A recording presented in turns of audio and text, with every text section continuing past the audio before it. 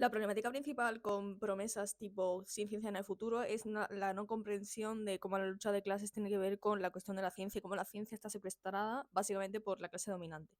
Ya hacía tiempo que había mucha gente que me había hablado de la entrevista de No hay Gon en la revuelta, y a mí en general ver a gente discapacitada sin utilizar mascarilla me da muchísimo trigger, porque o no saben lo que está pasando con el COVID o les da exactamente igual y tienen cero solidaridad con la cuestión discapacitada. Entonces, hay varias cosas de la entrevista que son, en fin, ya el propio hecho de, pues no sé, a veces creo que hay una romantización muy grande del implante coclear, de esto ya han hablado muchas compañeras sordas, pero muchísimo, y como que hay mucho, no sé el sesgo de superviviente, pero bueno, como el sesgo de a quién le funciona, y como que entiendo que muchas veces pasa que cuando algo nos funciona no paramos de hablar de ello, no paramos de tal, pero como que hay un asimilacionismo muy grande en torno a querer hacer que la gente sorda escuche, pero no querer hacer realmente que sea accesible a la sociedad. No sé muy bien si me explico, como que a veces es más fácil pensar en que una persona que no camina pueda caminar que en hacer que la calle sea realmente accesible. Y no es casualidad, es decir, te lo hacen absolutamente aposta. Entonces, primero la frase de nada es imposible, completamente problemático. Bueno, yo ya tengo mis pensamientos en torno a esto, me parece una forma de romantización que flipas, que le funciona y que le tenga que funcionar, pero esta forma de no me parece una forma de poder hacer política de la discapacidad, aunque seguramente no lo quiere hacer y ya está,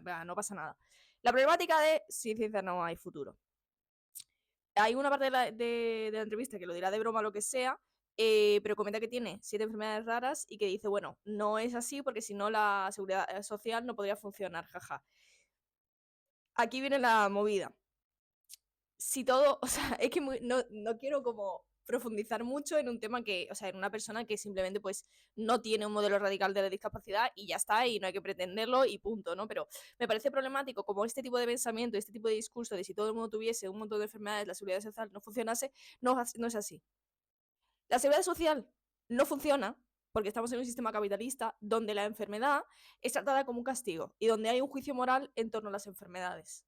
Así que ya, o sea, ya el propio hecho, o sea, hay mucha más gente enferma que no enferma. Como que esto creo que es una cosa que la gente no se da cuenta y sobre todo con el evento discapacitante que es el coronavirus, todavía más. Porque la gente que ya ha tenido infecciones va a desarrollar algo en un momento u otro y ya está teniendo malestares o los va a sentir en otro momento o lo que sea. Los una o no al coronavirus, el COVID literalmente te destroza el sistema inmune. Como no estamos haciendo realmente una investigación en el mundo capitalista de qué es lo que hace el COVID al cuerpo, o al menos no se está popularizando, no se está accesibilizando qué es lo que hace el COVID al cuerpo, mucha gente desarrolla cuestiones con el COVID, pero no lo saben. Entonces, como que estamos ahí como en un limbo extraño, que es donde sabemos que la mitad de las infecciones son asintomáticas, que el 10% de toda infección acaba en COVID persistente. Entonces, hay mucha gente que tiene COVID persistente sin saberlo, porque no ha tenido una sintomatología clara de COVID. O la ha tenido y se ha hecho un test antígenos que ha dado negativo. O le han dicho al médico que tiene COVID o que no tiene COVID, o sea, lo que sea, pero sin hacerle realmente una prueba precisa, como son las PCRs. Entonces, o sea, la seguridad social no se desmantela porque hay gente enferma. Se desmantela porque hay muchos recortes todo el rato, continuamente, y porque no se centran las vidas enfermas. Me voy a explicar. Una de las cuestiones que creo que es de más lógica del mundo, pero que realmente se ha probado también, es que cuando centras las voces de los pacientes y las voces enfermas, se innova de manera progresista y de manera real a la hora de poder estudiar las enfermedades. Entonces, cuando se pone el sin ciencia no hay futuro, como que a veces creo que hay una creencia de que si pones más dinero en la ciencia avanza, pero no funciona así. Eso como que es lo primero, como que la ciencia pues se basa mucho en el fallo y todas estas movidas, como que también es muy importante. Pero también creo que muchas veces falta un análisis en plan antiimperialista de qué es lo que pasa con las enfermedades y con las discapacidades. Aquí a mí me pasa una cosa que no sé muy bien cómo expresar porque es muy amplia y sé que quiero pensar de ello bien, ¿vale? Pero ahora mismo en la gente que tenemos COVID persistente hay una parte que está obsesionada con la cura. Y está obsesionada con la cura no por nada, sino porque literalmente el Estado no está haciendo nada y, y está normalizando una cosa, o sea, está banalizando algo que es su responsabilidad. Y entonces, en general, hay una obsesión con la cultura de la curación, en general, en la cuestión de la discapacidad. Esto es una cosa que se vive. O sea, yo antes del comienzo de la pandemia tengo la enfermedad de Crohn desde antes, y hay una obsesión muy grande, pero muy grande con la cura. Porque se prefiere pensar en una persona que deja de ser discapacitada Se prefiere pensar que una persona discapacitada se muera a que sea discapacitada. En verdad, es una cosa terrible. Se prefiere pensar en un futuro imposible, inaccesible, donde una persona deja de estar enferma, que un presente donde esa persona no tenga una vida de mierda. Y eso no es casualidad. Eso es literalmente una promesa de futuro de, pues, lo mismo de reza todos los días e irás al cielo y toda esta mierda, pues exactamente igual, ¿no? En plan, bueno, reza todos los días, no sé discapacitado, y llegará un punto en el que encontraremos una cura y te la daremos. Cuando está más claro que el agua que si van a encontrar curas se la van a dar a los ricos y punto, porque sabemos muy bien quién se puede permitir tratamientos y quién no. La otra cuestión importante es que al hablar de curas, como la lucha contra el VIH, el centrar todo el rato la cuestión médica, intentando quitar la cuestión social, porque los colectivos contra el VIH politizaban y politizan muchísimo, pero el Estado continuamente intenta despolitizarlo para verlo como una cuestión puramente médica, cuando nada es puramente médico, lo que pretende es querer tener unos cómplices que no tengan solidaridad con los enfermos del sur global. Me explico. Cuando yo me centro en la curación del coronavirus persistente y no hablo en ningún momento de la prevención ni en la distribución de los recursos de la prevención, como son las mascarillas, cuando yo me centro todo el rato en que se ponga dinero en las curas, pero no en que se ponga dinero para que haya mascarillas alrededor del mundo, sobre todo en el subglobal, que es donde muchas veces no se tiene accesible, yo estoy priorizando las vidas del norte global a las vidas del sur global. Y esto es una realidad como un templo. Entonces, no sé muy bien cómo unir esto a lo que quería decir al principio, pero bueno, porque tengo la cabeza un poco... O sea, la ciencia está secuestrada por el capitalismo y solo se va a poder liberar a través de la lucha de liberación. No a través de socialdemocracia, no a través de pedir permiso, no a través de toda esta mierda. Una de las formas más claras para mí de ver la cuestión revolucionaria de la ciencia es a través de los programas de Panteras Negras, un partido comunista de Estados Unidos de personas negras, y que tenían programas brutalísimos, maravillosos en cuanto a la cuestión de la salud. Autodefensa sanitaria pura y dura. O sea, literalmente tenían ambulancias, porque una de las cosas que pasaba es que la gente se moría porque se desangraba, porque no le daba tiempo a llegar al hospital. Porque le daban un disparo, o no sé exactamente lo que pasaba, pero creo que tenía que ver con esto, y se moría desangrada. Entonces tenían un servicio de ambulancia gratuito. Luego empezaron a abrir clínicas populares, y luego hubo una cosa específica que hicieron, que fue una investigación de un tipo de enfermedad que se estaba dando, sobre todo en personas afrodescendientes, pero que el Estado obviamente no estaba investigando porque el Estado imperialista es racista y punto, y ya está. Todo esto también me vino a la mente el hablar de cómo ha habido como un sesgo muy grande en la lucha contra el VIH, en la cuestión racializada, que ya han hablado muchos activistas, sobre todo he leído de Estados Unidos, de cómo las pruebas y cómo esta obsesión con la curación y con el tratamiento del VIH y todo esto tal, pues se hacían las pruebas obviamente en cuerpos blancos, porque estamos en un sistema capacitista supremacista blanco. Entonces, por eso creo que es extremadamente importante comprender de dónde viene la cultura de la curación, de dónde viene la idealización de las ciencias y comprender la lucha de clases que hay dentro de todo esto, y de dónde viene como, en plan, me explico. Yo cuando hablo del coronavirus persistente, cuando hablo de la mascarilla, hablo de la antisolidaridad, de no utilizar mascarilla, de cómo el Estado te está haciendo cómplice. Porque hay una idea, o sea, la gente no sabe realmente lo que hace el COVID al cuerpo, pero hay un imaginario común muy grande, y es que hay gente que es golpeada por el COVID y gente que no. Y la mayoría de la gente se identifica con las personas que no son afectadas. Esto es incorrecto, pero incluso si lo fuese, es problemático aceptar que hay un grupo de la población que va a seguir siendo golpeado y otro que no. Porque está claro que cuando a ti te cuentan esto, cuando el Estado te lo cuenta, nunca te va a decir, tú te tienes que morir.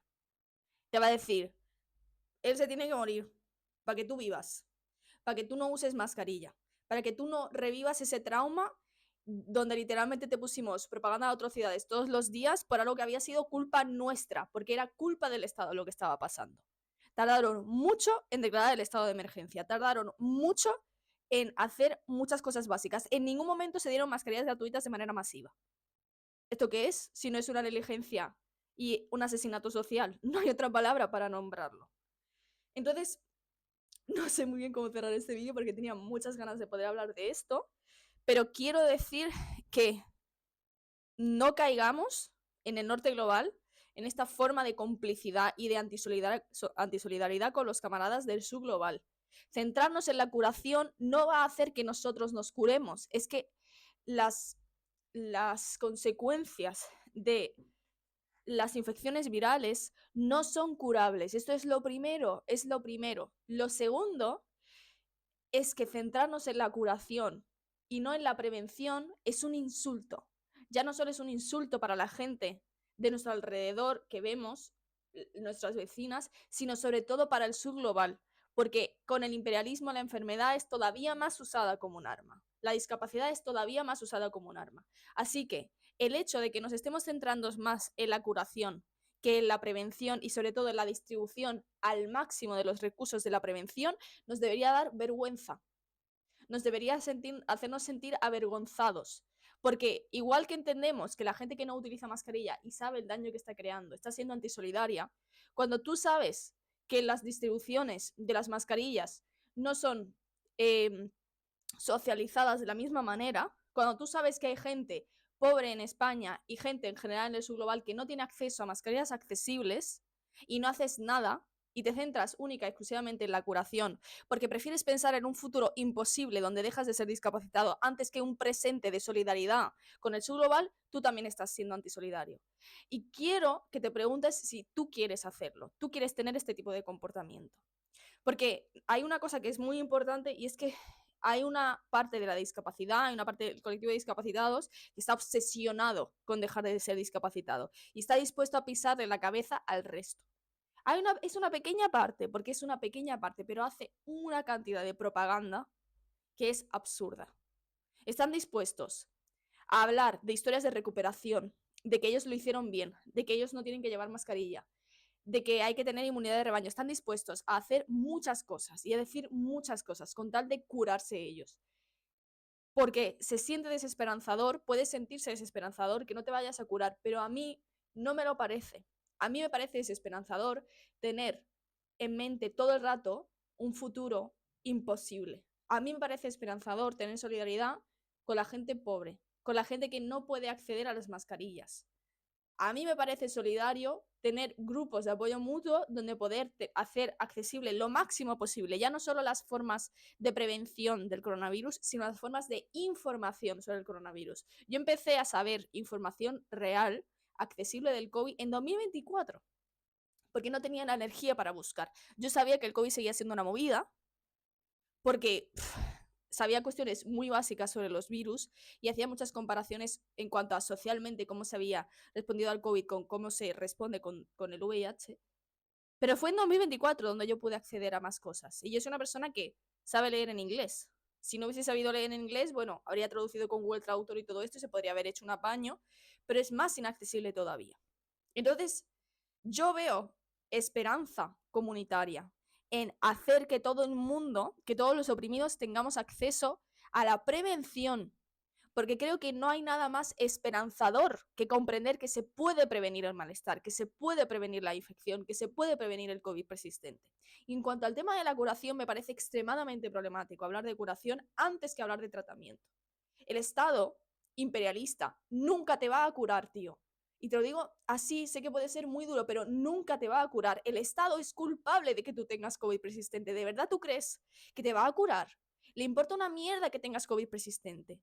Le importa una mierda. Le importa una mierda que estés enfermo. Le importa una mierda todo. Hay una gran parte de la población que tiene COVID persistente y que no tiene accesibilidad, o sea, que no tiene acceso ni a la prevención ni le creen cuando van al médico. ¿Por qué no nos centramos en hacer que esa parte de autodefensa sanitaria sea el centro? ¿Por qué no hablamos de esa parte? ¿Por qué no hacemos esto? Eso es la esperanza, eso es el trabajo comunitario. A mí no me interesa una puta mierda esos médicos que son un insulto, que no hablan nunca de la prevención. Esos cabrones son empresarios que solo quieren tener más clientes.